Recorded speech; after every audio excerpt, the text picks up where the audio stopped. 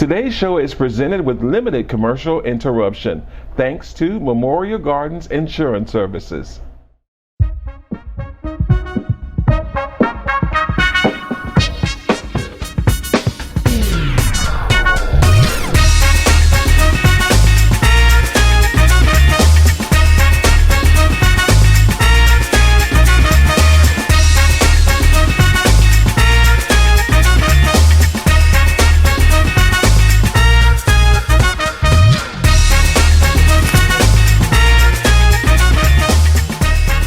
Hey everybody, and welcome to today's show. I have a special guest to introduce you to. This young man has taken what could have been a tragic situation and turned it out for his good. It's a very powerful story, and he's written a book about it. I love people who write the book and tell the story. His name is Mr. Sherman Brown. How are you, sir? I'm doing great. How you doing? It's good to see you. Great. So I want to just give this disclaimer. You and I have been friends a few years now. Yeah. And Sherman wrote a book. I don't know, this book has been in you for how long?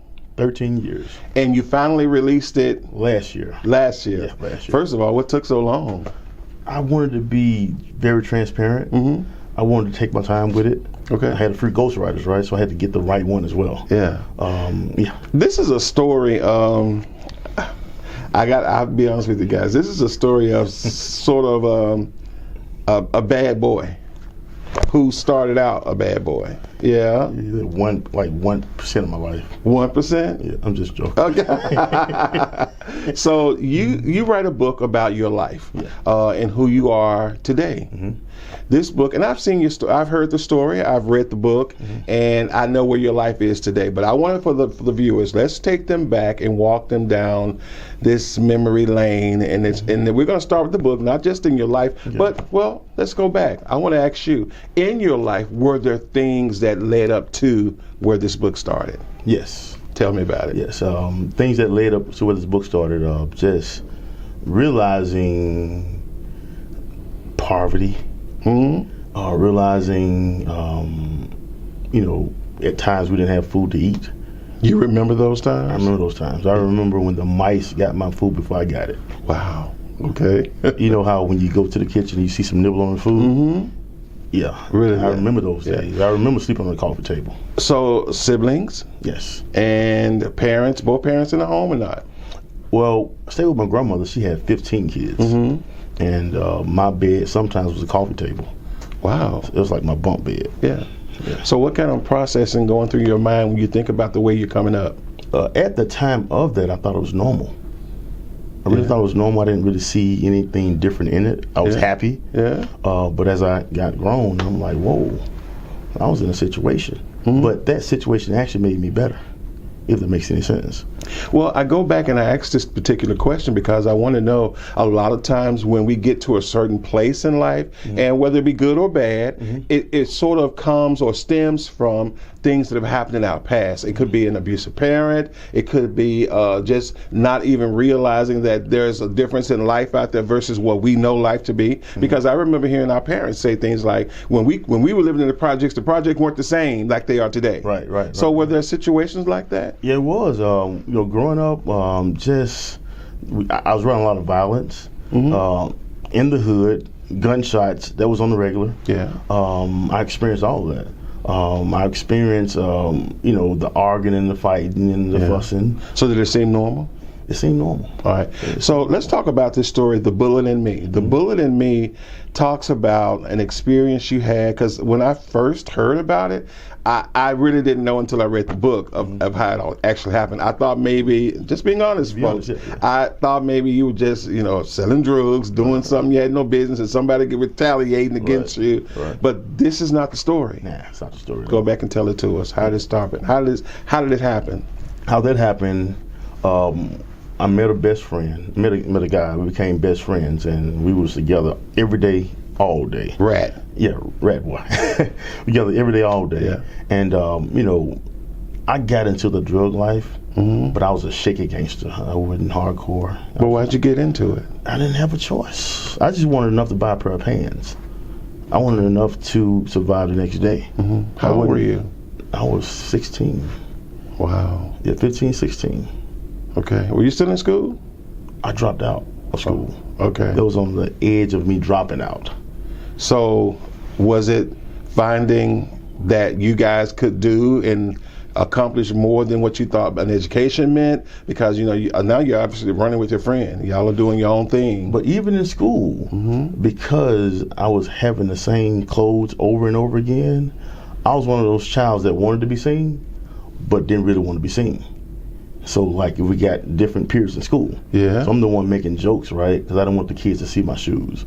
I don't want to see them have the same pants on. Wow. I don't want to see them that I can get my hair cut, right? So I'm going to laugh, and then the bell ring, I go to the next classroom and laugh, because I couldn't just stay focused, because I guess I was being, I won't say bullied, because it wasn't like a fight thing, but I didn't want to be checked, if that makes any sense. Yeah. So there's a form of bully right there, I believe. That's very interesting, because we all have been through this process of school, and I remember for various reasons, people do what you just said.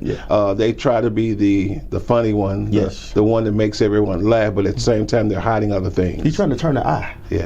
You're trying to turn the eye. You know what I mean? Don't look at me for real. Look at me to laugh, so I won't be the talk of the town. But don't notice that this is going on with me, or don't notice that that's going on. That's very interesting. Thank you for bringing that point up. So you and Rat, your best boy, y'all are kicking it, and y'all are doing what?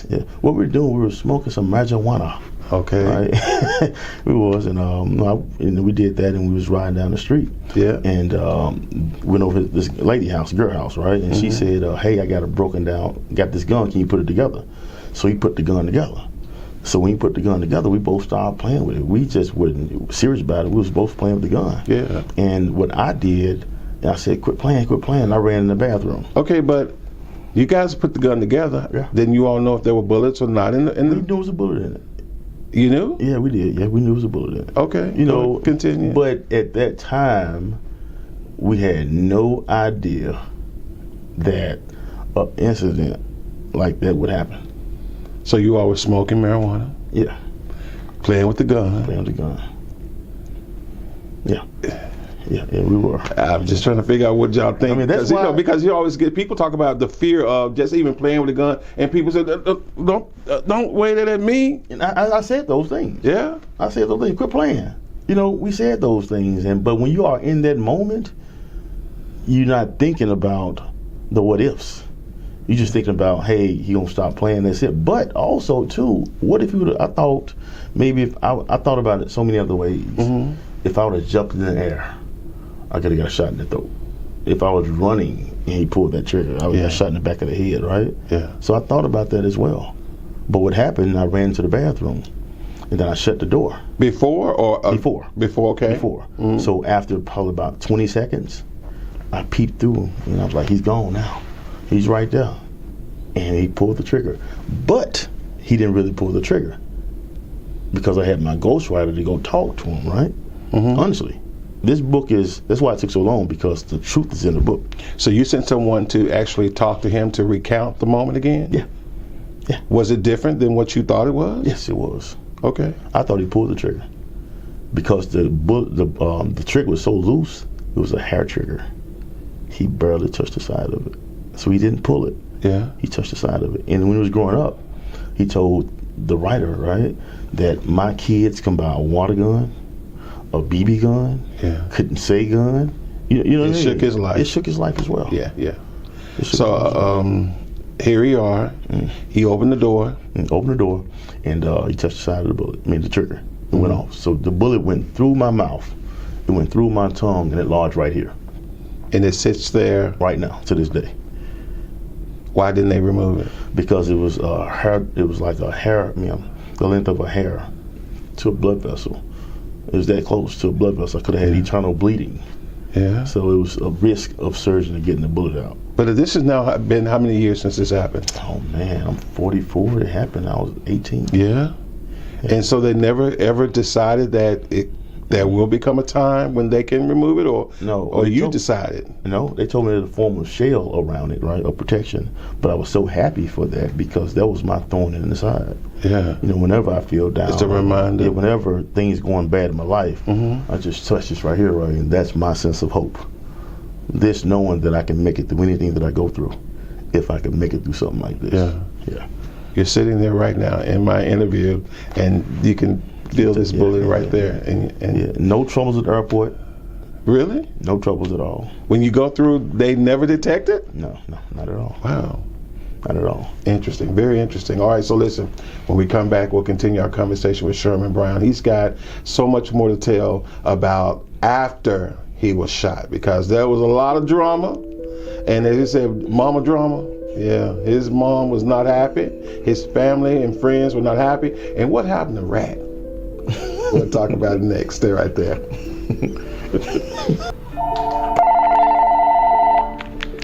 Hey, cousin. Thanks for calling me back. Uncle Brother died last night. He didn't have any insurance. And I'm calling family and friends to see if y'all can help me out. How many times has this happened in your family? Call Memorial Gardens Insurance Services now to get the coverage you need. Immediate coverage on most plans, no medical exams, and payments as low as $15. Call 260-2647. So this is a really interesting story, a good book to read. People read this book. You're gonna let me say this now. There is 2 different versions to this book. Yeah, it is. There's 2 different versions, and there's an adult content that really gives you earful. Yeah. And this book. Let me just say this. I'm sorry. This book is so detailed that sometimes I feel embarrassed reading it. That's just how serious it is. But there is an adult content and the regular version. You can get it. It's available online, so please look for Sherman S. Brown, The Bullet in Me. It's a really good read, a good story to maybe let your young people kind of get an understanding of what this young man went through. And also with the other book, I have a workbook with it as well. Okay. Yeah, I have that. Okay. So what does the workbook do? The work it shows the kid when they read this story, right? Almost what would they do in a situation like that? Yeah. Sort of kind of talk to the subconscious mind so it can make better decisions. So let's move on. You've now been shot. The moment it happens, what happens to you? What do you do? The moment I got shot, I was in South Memphis. The moment I got shot, I remember him saying, "Oh, it's a mistake. I didn't mean to do it." Right? So I was on three floors high in an apartment. So he grabbed me and we walked down the steps, right? Walked down the steps, and the closest thing was a fire department.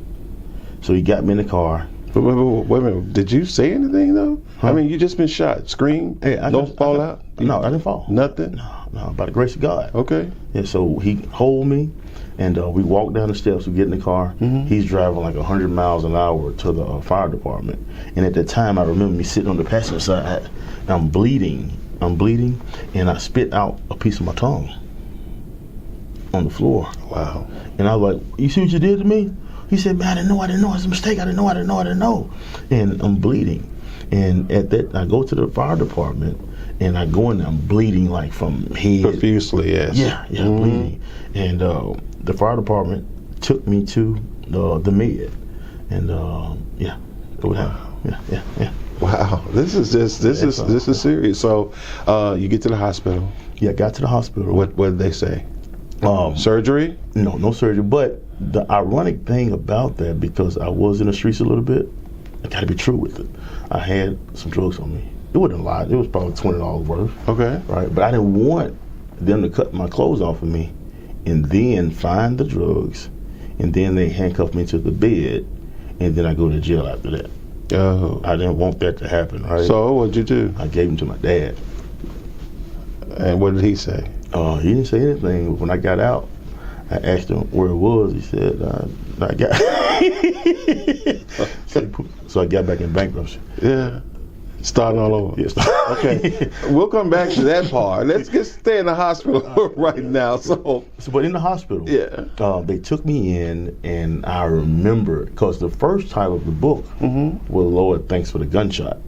That was the first title of the book. Okay. And I stayed in the hospital 7 days. And at that time, I remember me talking to God. God, it's not my fault that my mom and dad at the time is addicted to drugs. It's not my fault that my grandma birthed 15 kids. It's not my fault that I'm in this situation. It's not my fault. I just want to be the best that I possibly can be. And I remember the voice of the Lord saying, when I save from the gunshot, that'll be proof that I can save you from anything else. Let's put a pin right here in the hospital situation. I want to go back.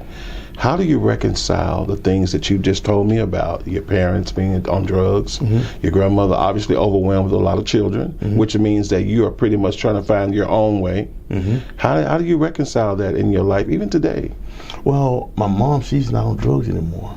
She got her own house. She's good, right? Good. My dad, he passed last year. Yeah. My grandma's that strength of the family. No matter how many kids, like she had 15 kids. So her children had kids, right? So it's probably about 100 of us now. Yeah. She's still alive right now to this day. Yeah. People still go by and sit with her. You know what I mean? But did you feel like, I feel like I'm the only one. I feel like nobody cares about me. Yeah. I'm just asking. Yeah, it's a true statement. One of my songs, my favorite song, I remember, I remember at the time when I was at my lowest point and I was walking through the apartment complex, and my favorite song at that time, just a verse of the song, not the whole song, was Patti LaBelle. I'm on my own. Oh, yeah. Why did it end this way? Yeah. This is not how it was supposed to be. Yeah. That was my song. And I felt alone because, my mom and dad, they had their thing going. Yeah. And when I go to my grandma's house, right, because my mother died when I was like 12. And she only had one grandson, which is me. So over there, I'm the number one. Yeah. But when I go over my other grandma's house, right, who's alive right now, there's a whole bunch. Yeah, it's like in line, and by the time it get my turn, she's sleeping. Yeah. You know what I mean? But she did what she could. Yeah. And still to the day she does. Yeah. Yeah, but it was just to be honest, I was a loner. I was. Yeah, I was. Yeah. So back to the hospital situation. You're there. Where's the friend that shot you? Where is he now? Yeah. No. When the hospital situation, when you got to the hospital, where is he? Is he there? Did he tell him what happened? No. He's not there. What he did was, he. Now this is what Now I had my own thoughts. Of when it happened, right? I'm sitting in the bed. And you talk about it in the book, yeah. I have my own thoughts, right? But the truth is, and I would have did the same thing. He said it was riding, it was a drive-by. Because he didn't want to go to jail. But also, I couldn't talk, right? And I got some gangsters in my family. Okay. They know that him and I was together, and I got shot. So him being in jail sort of protected his life as well. Yeah, okay. So I'm going here. So when was it discovered that it was your buddy who shot you? When did you tell it, or how did they find out? All right. So mind you, when I'm in the hospital, I couldn't talk. All right, and I was out of it, and all my family came to see me, and I had one cousin that was already in jail, waiting for him to come to his side of the jail. Yeah. You're right. They was waiting for that, right? But a couple of days, I only stayed in the hospital 7 days. Okay. So probably the third day is when they found it. You could talk, or you were writing. I wrote down and said it was a mistake. I did that. But your mom wasn't hearing it. No, nobody would hear that. Nobody would. Why? Why do you think they wouldn't believe you? You're the person who got shot. I'm just like, why wouldn't they believe you? But I'm mama's baby. I am a human. I could have died. Yeah. That's not no joke. How'd you convince mom to bring it down? I had to just deal with it. You know what I mean? And, Mom, the reason why I say this, guys, because his mom was like, she wanted to go out and do some serious stuff. She was, but I was like, Mom, if I would have did that, I want the same justice. Yeah. If I would have did the same thing, I would want the same justice. So once the truth was unveiled, what happened to your friend?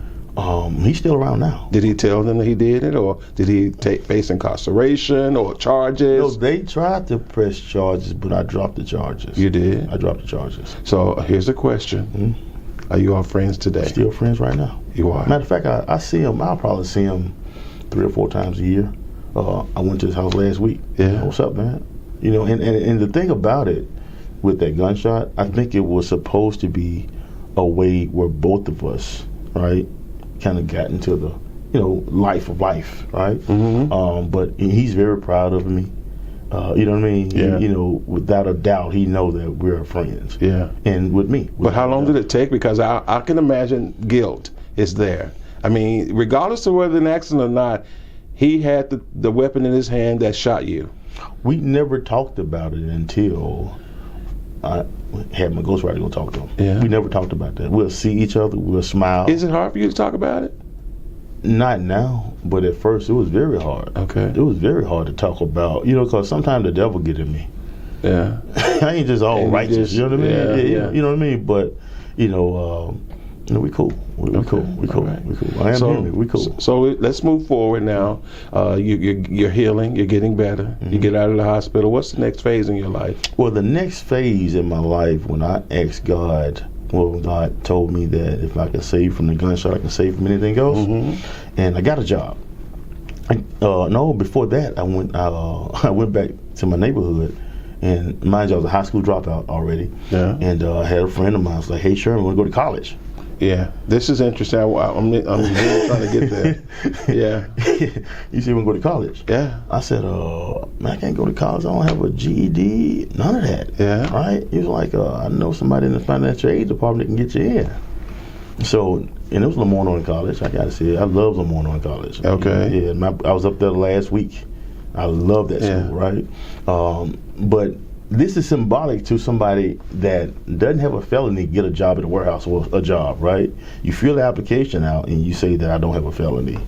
In about 90 days, the background come in. And when it comes in, it's over with, right? See ya. So with me, about a semester came in. Mm-hmm. Now, the funny part about it, I dropped out in the 9th grade. Okay. So when I'm in college, it's on to do starter courses. Boy, was that a job. Right. Essays and all that. Yeah. Whoa. Going right into it, and you had not even got to the high I'm school like, level. whoa. But how'd you think you did in school? In In college? No college, because you actually were attending classes. I was loving it, man. I think I was so excited about seeing black people from other cities and other parts of the world educated.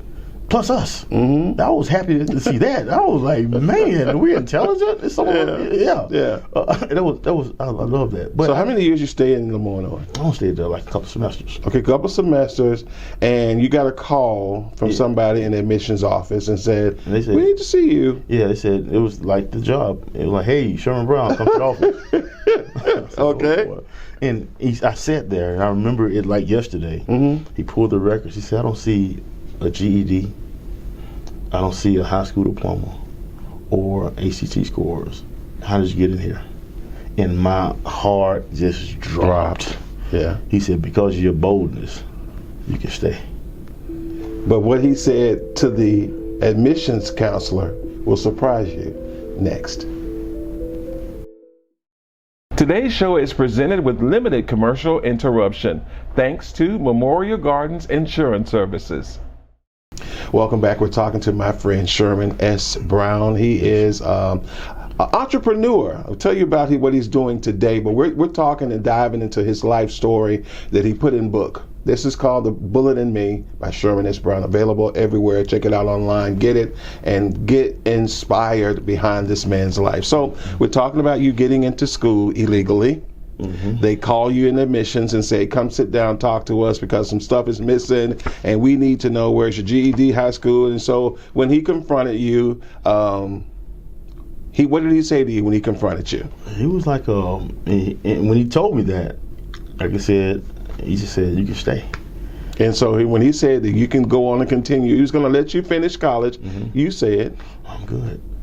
And the reason for that, because the same situation I was in school, I was in the same situation. You felt the same way, even in college? Yeah, I didn't have funds for clothes. I couldn't go to school and just focus just on school. Mm-hmm. All right, I couldn't just do that, just focus on school. Yeah. If I had to just focus on school, it would be great. Yeah, it would have been great. To this day, if I was able to be a nerd, I would have been that. Really? Yeah, I would have been a nerd. Whew, yeah, what did you feel you learned? Because here it is, you've been offered the opportunity to stay in school and go ahead and finish it, but you said no. Mm-hmm. Well, why'd you say no? What did you feel like you learned that you could go on out and, I mean, right then I learned hope. Yeah. I learned entrepreneurship. I've learned that if I put my mind towards something and be focused at it, tunnel vision, I can make it. All right. I learned that. I like that. That's good. Yeah, that's really good. All right. Now, there's motivation behind the story, as I said. So here we are. Now you've got another school. What are you doing now? So now I get out of school. and I got a job at a warehouse. And I was 18 years old. I was working at a job making $18 an hour. All right, but at this job, it was guys been there 30 years, and the ones who've been there 30 years, they brag about a watch. Okay. They brag about a ring, but they was making $16 and $15 an hour. Okay. Now I'm working hard, and I see I'm making $18 an hour, but I'm also checking out my surroundings of the people that's been there. I see people who got a house, all right? I see people who go buy these brand new cars, and they couldn't leave the job. They couldn't take a risk for entrepreneurship.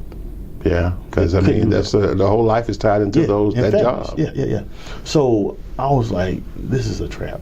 I'm not trying to work 30 years, and then when I'm older, I'm not able to get another job, so now I got to take what they give me. Yeah. I didn't want to go through that. So I walked out, and as I walked out, I said, God, how could this man who owned this building, how could he go jet ski riding when he wanted to? God, how could this man, how could he go to the mall on a Wednesday? We only go to the mall on a Friday, Saturday. You don't go Sunday, it's over with. You only got Friday and Saturday. Right. The money is gone Saturday night. Yeah. How could he go to the mall on Wednesday? How? You're a young man. I was 18. You're thinking this stuff. Yeah. Yeah. That's why I went to college. Yeah. All right. And God said then, he said, Sherman, you remember when I told you when I can save from the gunshot? I can save from anything? So at that moment, now I did check the surroundings. At this job, it was 8 hours a job. 8 hours. So you get in, your first 2 hours, you get a 15-minute break. Okay. Then you got 2 more hours, you get a 30-minute break. Right. And then you got 2 more hours, you get a 15-minute break. Right. And then you go home. But I saw in that 30-minute break, people driving out real fast, going to Taco Bell, going to Captain D's. They come back, eat, smoke a cigarette, play dominoes. It's too much. For 30 minutes. It's too much for 30 minutes, right? So my brother, he cooks like grandma, right? So what I did was say, I'm going to quit this job. I had only $100 in my pocket. And my brother had an apartment down the street. And I had a friend that was there. I said, man, I'm going to call you on the first break. You give me everybody order. I'll give you yours free. And I'll be there at lunchtime. So I did that.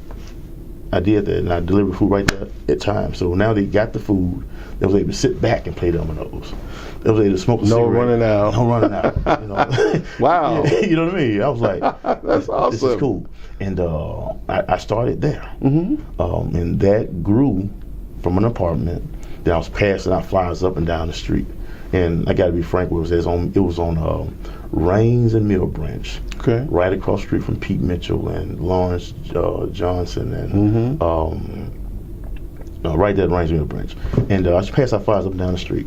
And one of the guys down the street, he said, sir, whenever you get through passing flyers out for that guy down the street, give me a call, we work together. I said, I am that guy down the street. So it's Crumpy's now at Shelby Drive in Mill Branch. It's Crumpy's now, but it was Soul Food Express. That was my restaurant back then. Yeah. You've been in the restaurant business since I've kind of known you. Man, I hate doing it. Really? I'm in one now. I hate doing that stuff, man. I'd rather sit behind and pay my money. Yeah. All right, so we're going to take another break here. We'll come back and wrap up with Sherman because I want you to know what this young man is doing today. He is truly doing some amazing things. His life is not anywhere comparable to the life he had at 18. It's a whole new ballpark now. A lot of responsibility. We'll talk about that and so much more. My guest, Sherman Brown. We'll be right back. Hello, I'm Sherman Brown. If you need a new roof, BSU Roofing and Construction can help. BSU Roofing and Construction is factory certified, and we offer 5 times the warranty of traditional roof installation. Call for a free roof inspection at 901-672-7585. Welcome back, everybody. We're talking to Sherman S. Brown. He is the author of the book, The Bullet in Me, available on online media. Check it out today and get it. Or you can contact him directly. He'll get you a signed copy of this book. Right. So we didn't really talk a lot about spiritually, going through being shot, going to school, you're trying to start a job, you're building your entrepreneurial skills spiritually. Because I heard you say in the beginning you were talking to God and you asked God about why this was going on. Where are you in your relationship with God? Man, right now, man, that's like my best friend, if that makes any sense. Yeah. I know in my ups and downs, right? Yeah. He's right there. Yeah. That person, that spiritual being, right, really understands Sherman. What made you know that the drug life, whatever it was, what made you know that it wasn't something you should be doing?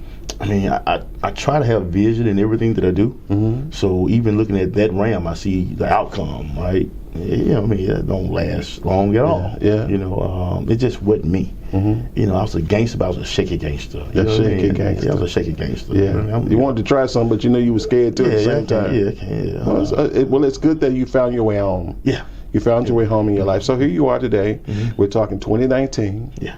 You've accomplished quite a bit. Mm-hmm. You own your own company. Mm-hmm. What are you doing? Well, I own a construction and roofing company. Mm-hmm. I do real estate investing. I own a real estate. I mean, I own a restaurant. You own that. Mm-hmm. I got a nonprofit that I own. It's called The Hood. Tell me about the nonprofit. The Hood, it stands for helping others obtain dreams. Wow. And my mindset is that everybody comes from the hood, right? Yeah. But nobody comes back to the hood. Mm-hmm. So that's a place. Tupac Shakur said one thing. He said, "I may not change the world, but as long as I spark the minds of the ones who can." Yeah. So this foundation is somewhere we can spark the brain of the people, young and old, and give them professional fields in that. Okay. To help them with that. You're a husband? Yeah, I'm a husband. Father? I'm a father. What are you teaching your kids? Do you tell them about the story? Do they know about this? Yeah. I mean, they know everything. You know, I kind of show them the good, the bad, and the ugly. Yeah. I don't want them to be surprised by life. Yeah. You know, so I sit down and talk to my little boy. Hey, let's talk. This is what's going on. You know, I let him come to my office, right? Sit and just see how I work. Yeah. And even with him, I see he has a boss mentality. You know what I mean? You know, Apple falling. Yeah, I mean, I like that. You know, I like that. My little girl, she's lovely. Whoever that little guy is, he got to come with it. Yeah. Yeah, because they already off the chain. Right. I don't even know that. Yeah, but certainly we want to wish the very best for your family. Yeah. I thank you for giving me this opportunity to talk to you about this amazing book. The Bullet in Me is available online. You should check it out and get to know this guy on a whole different level. Yeah. This is a whole nother level here. Sherman Brown, thank you, sir. Thanks, man. Thank you. We appreciate it. All right, cool. We'll be back. All right, cool. Hello, my name is Sherman Brown with BSU Roofing Construction. When the elements are hard at work, BSU Roofing Construction is working hard for you. We have a 31-point checklist to make sure that the job is done right. Quality in BSU is pretty much the same name. Give us a call at 901-672-7585. BSU Roofing Construction, our name is the same as quality.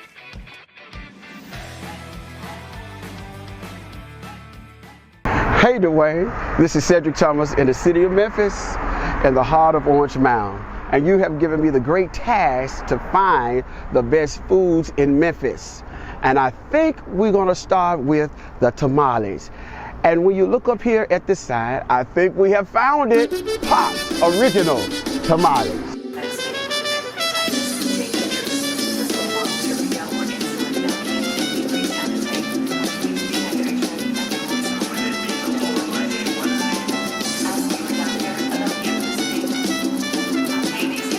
Hey everybody, here we are talking to Mr. Lee, the owner of Pop's Original Hot Tamales. And we are so happy to be here with you, and we want you to tell us how this establishment started. Well, I came to Memphis in 1954. Yes, sir. And I went to work with a man by the name of Lester Dotson Yes. at a place called El Ranchito. Uh-huh. And I learned from him. Yeah. And then I left and came back after so many years, and I wanted some tamales, and I couldn't find any like the one that he was doing. So I started in business for myself. Then I had a little wagon out on the street. I was out there for like 12 years on Sims and Lamar. And then I ended up coming here, and I've been here for 13 years. Let's go back to this area, Sims and Lamar. A lot of people thought that you have passed away. So tell us what happened from there until now. That's what we want to know. Well, I just had to get off the street. Wow. And then I ended up looking around, and I found this place, moved into here, and that's where I've been. Now, I'm not dead. I'm not going anywhere. Yes, sir. I'm here to Yes, sir. serve the people hot tamales. Yes, sir. All right, Mr. Lee Crump, tell me why the city is so in love with your tamales and what makes them so different from the others on how you make them. I think it's ingredients, and your meat, and the love that I put into it. All right. Well, can we roll a few? Oh yes. All right. Now show us the process. All right, got you going here.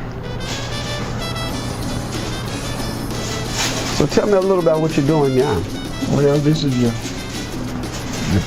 what they call it miles of this is really cornmeal. This is your meat and your ingredients. Put it all together. Bring it up like that.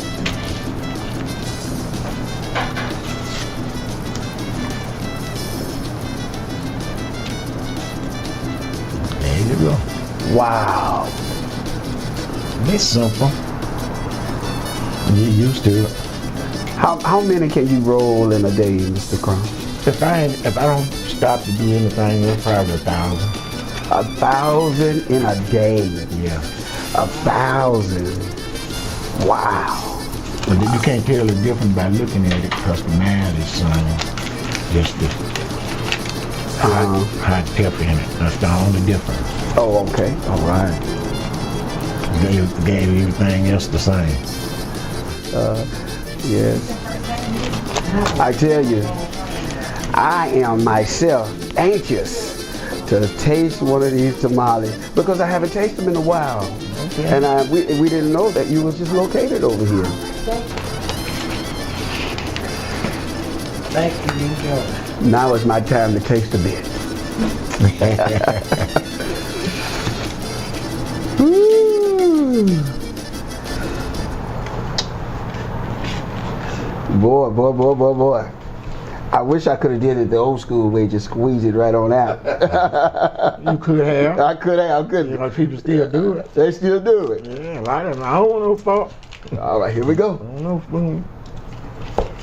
Oh my goodness. Which is that, the spice? Oh my goodness. Which one did I eat? I don't know if the spice is hot. No, but it's good. That's the regular then. Just the regular? Okay, all right. I don't want to go too fast.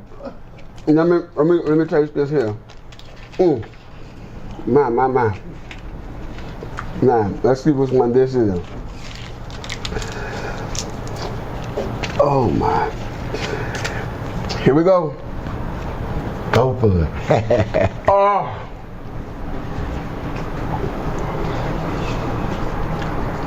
Oh my. Oh my goodness. I think I want to buy 10 before I leave. This is the spicy. This is the spicy one. That's the one you like, the spicy? This is the one I really like, Mr. Crumb. Okay. Mr. Crumb, I want to thank you for allowing me to come into your busy hour and taste your wonderful tamales. This is, yes sir. This is the original pop tamale in the city of Memphis, the heart of Orange Mound. You got to come and get some. Back to you, Dewayne. Don't forget about pop. Don't forget about pop. My God.